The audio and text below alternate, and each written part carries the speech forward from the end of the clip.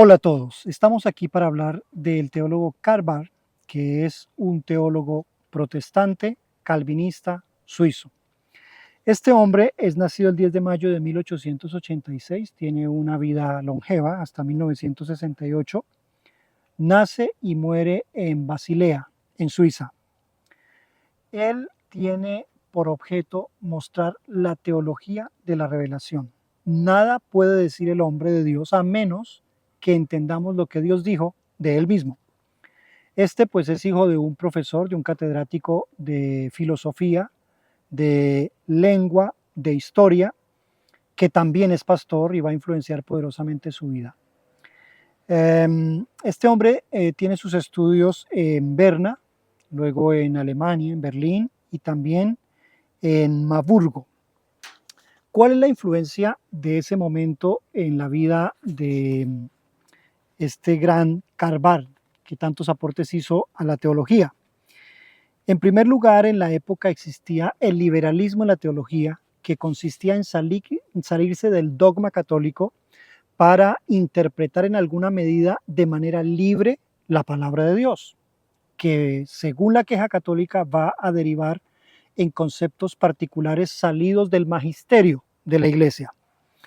Entonces, la teología protestante, recuerde que las bases de esta eran los concilios antiguos, tales como el credo, y sobre todo las escrituras. Si no viene de las escrituras, aunque venga de Roma, a mí no me interesa ni tiene peso para mí.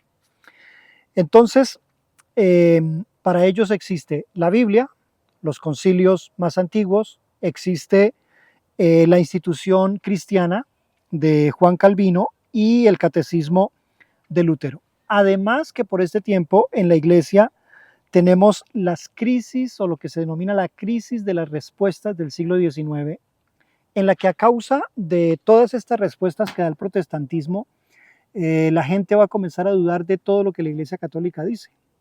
Recuerde que se va a presentar la situación del descubrimiento de América, cuando Cristóbal Colón viaja y se da cuenta que la iglesia ha dicho que la tierra es plana y que al final del mar está pues el infierno y todo aquello, y el experimento de los navegantes demuestra que era una mentira.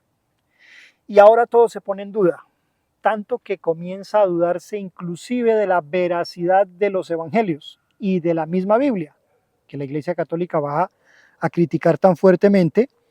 Todo lo que sea misterios de la Iglesia Católica, lo que sea la magistralidad de la Iglesia, va a comenzar a ponerse en duda y en tela de juicio y a decir, si viene de Roma, es un cuento que no tiene ningún valor.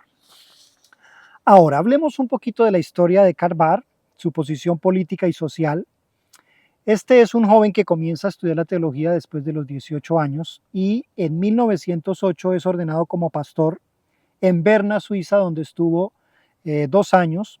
Luego en 1910 será movido para una pequeña parroquia de Saint-Féville, en Suiza, tiene unos 3.000 habitantes, y lo primero que hace al arribar a esta pequeña ciudad es afiliarse al Partido Socialista. De hecho, allí como habían 2 industrias textiles, él está allí para favorecer a los obreros y encontré que él tenía una frase de esa época que decía: el capitalismo es un error moral que debe estar condenado por la iglesia. Eso va a crear ciertas fricciones con los industriales, pero va a favorecer a los miembros de la comunidad, pues que son trabajadores de estas empresas. Consideraba que la implementación del socialismo era un avance del reino de Dios en la tierra. Él decía que se debía predicar el evangelio en una mano la Biblia y en otra mano el periódico para mirar el acontecer de la sociedad. Bueno, en 1913 pues él conoce a Nelly Hoffman, con la que tiene 5 hijos y de la que tiene un matrimonio duradero. Pero recordemos que en 1914 pues estalla la Primera Guerra Mundial y hay algo que choca demasiado a Karl Barth, y es que todos sus profesores, sus compañeros de universidad, los teólogos que él admiraba, terminaron uniéndose al Kaiser y aplaudiendo la guerra contra Francia y los campos de guerra y la violencia y la muerte, lo que él consideró poco cristiano. Él se espanta con esa posición de los que se llamaban cristianos y él entonces se horroriza y va a las escrituras y él pues va a hacer, al igual que Martín Lutero, un análisis o un estudio a la Carta de los Romanos donde va a comenzar a explicar la culpabilidad del hombre y lo profundo que es la gracia y la salvación y lo lejos que está de la política, de la guerra, del derramamiento de sangre y de todas estas cosas. Él dice, y le parece escandaloso, que la fuerza de la palabra de Dios sea sometida a la cultura. Eso lo espanta. Y es cuando comienza a investigar y a decir, no, no, no, no. Nosotros no tenemos nada que enseñarle a Dios o no tenemos por qué fabricar ideas de Dios porque eso convertiría absolutamente a Dios en un Dios diferente, que es de donde va a sacar la frase literalmente, Dios es completamente otro. Claro, esto es una frase de Otto, un escritor de más antelación que este, y justo va contracorriente, creando, por así decirlo, un escándalo teológico con tal de despertar la conciencia de los teólogos de la época y de los estudiosos para analizar verdaderamente las escrituras. Vamos rápidamente a hablar de la teología de Calvar. Él considera que la teología y la palabra de Dios no puede ser domesticada ni por la religión, ni por la filosofía, ni por ninguna comprensión humana, sino que es Dios quien habló y se manifestó y desde fuera viene y nos comunica quién es Él, lo cual hasta hoy es un postulado de la teología calvinista y de muchas iglesias conservadoras. La teología es la que debe decirnos la última palabra, que según Calvar es la originalidad del mensaje del Evangelio.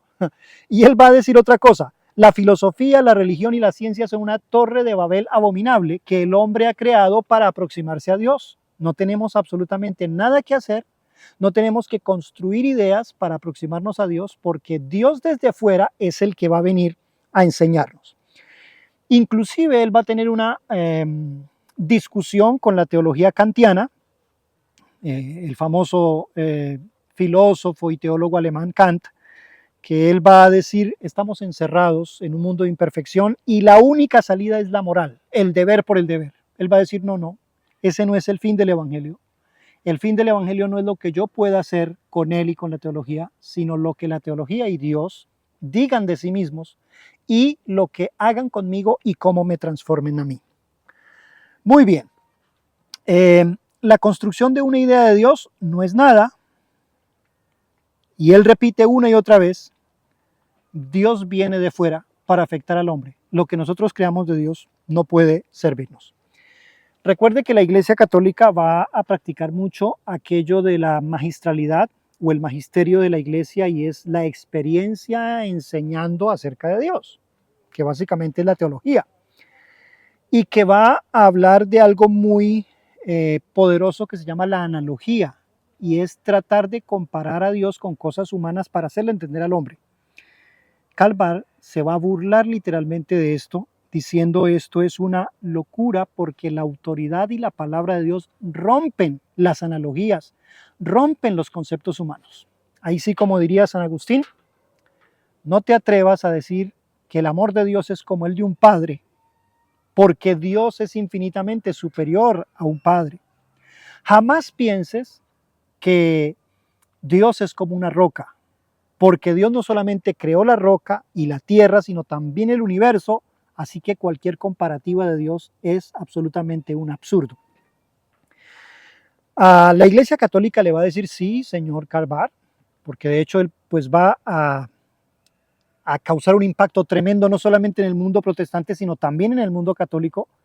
Pero la discusión católica que dice es, está bien, la naturaleza y el hombre han caído de la gracia de Dios, son perfectamente pecadores, pero conservan la creación de Dios. La mano de Dios los creó, conservan algo de Dios, no son del todo malos. Pero entonces él, amparado en la teología paulina, va a decir, no hay justo ni a un uno, No hay nada rescatable a menos que Dios intervenga, transforme y haga una nueva creación. Muy bien. De hecho, hablando de sus obras literarias, vamos a encontrar primero la carta a los romanos, que es la carta bandera o el libro, el escrito principal con el que él lanza su teología de el Dios soberano, poderoso, que interviene para hacerse conocer.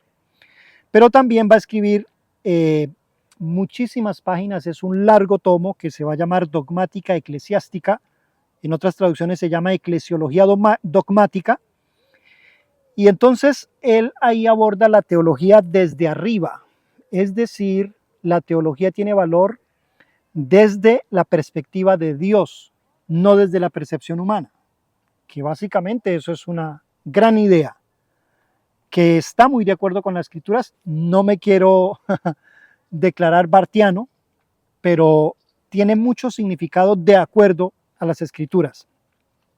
Y por último, cuando ya está más viejo, en el ocaso de su vida va a escribir Introducción a la Teología Evangélica, y es curioso que cuando él termina su carrera va a hacer un escrito en el que se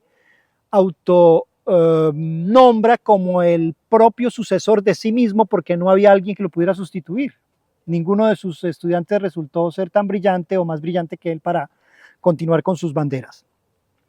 Un poquito de historia respecto a él. Recuerden que en 1933 pues, se da el ascenso del nazismo y él da una conferencia sobre el primer mandamiento de la ley de Dios, que es amar a Dios sobre todas las cosas. Y bueno, aquí él sienta las bases del famoso tratado de Barmen en Alemania en 1934, y esto lleva a que los nazis lo excomulguen, lo persigan y él tenga que huir a Basilea, donde fue refugiado hasta que terminó la guerra.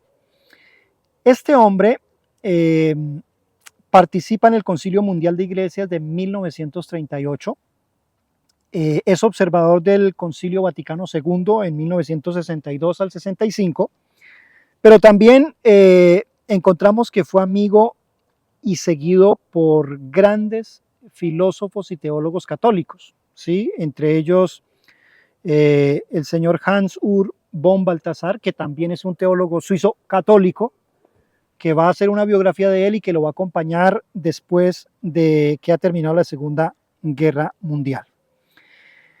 Cosas interesantes de él: sus escritos. Era un ferviente y febril e incansable escritor. Alguno de sus críticos dice que él, al parecer, no se dedicaba sino solamente a escribir, pero cuando observamos la historia de él encontramos muchísimas conferencias que daba, muchísimas clases, y también fue un prolijo escritor, eso no lo podemos negar. Quisiera terminar con la frase que hace que Karl Barth sea un poco incomprendido. Él enmarca la frase: la Biblia no es la palabra de Dios, sino que en ella encontramos la palabra de Dios. Y cualquiera que lee de rapidez esta frase dice, bueno, este hombre está salido de sí, máxime cuando los postulados de algunas iglesias es: la Biblia es perfecta, inerrante, completa y respirada por Dios, inspirada por Dios. Entonces, esto ha dado pie para que Karl Barth sea malinterpretado. Realmente lo que él decía es que la palabra de Dios es solo las frases de la Biblia en las que Dios habla de sí mismo, y que las palabras literalmente son transcritas de la boca de Dios. Pero las locuras de David, cuando trasladó el arca para aligerar la ordenación como rey, demuestra los vicios y comportamientos naturales de un ser humano caído. Cuando fue y se acostó con la mujer de Urías y lo mandó matar, eso no es la palabra de Dios, es una historia de un hombre pecador.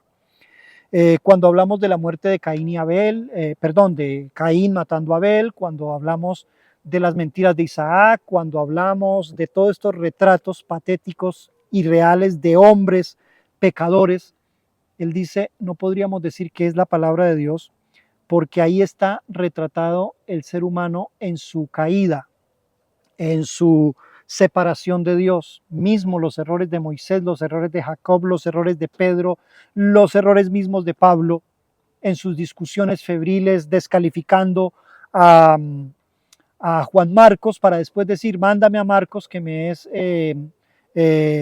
útil para el ministerio. Él va a decir, eso no es la palabra de Dios. Es una narrativa de hombres que servían a Dios, pero para Karbar la palabra de Dios es únicamente cuando Dios habla de sí mismo, para sí mismo y para gloria de sí mismo. Quería compartirles estas cosas y agradecerles por ese tiempo que me acompañan.